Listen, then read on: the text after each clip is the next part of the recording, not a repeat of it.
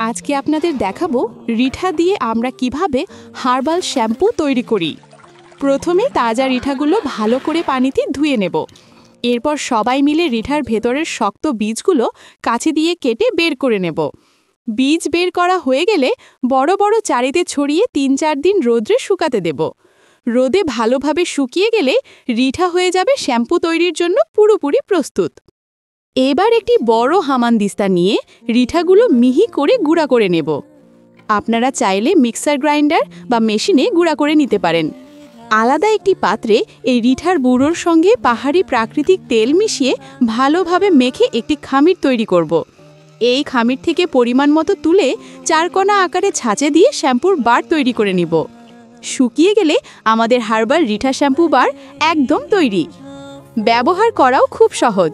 চুল ভালোভাবে ভিজিয়ে শুধু এই রিঠার বারটা ঘষে নিলেই প্রচুর ফেনা হবে। এরপর পানি দিয়ে ধুয়ে নিলেই চুল হয়ে যাবে মসৃণ, নরম আর ঝরঝরে। রিঠা দিয়ে তৈরি এই হার্বাল শ্যাম্পু কিন্তু কোনো অংশেই বাজারের শ্যাম্পুর থেকে কম নয়। আপনারাও চাইলে ঘরে এভাবেই সম্পূর্ণ প্রাকৃতিক হার্বাল শ্যাম্পু তৈরি করতে পারবেন। ভিডিওটি ভালো লাগলে অবশ্যই সাবস্ক্রাইব করে পাশে থাকবেন।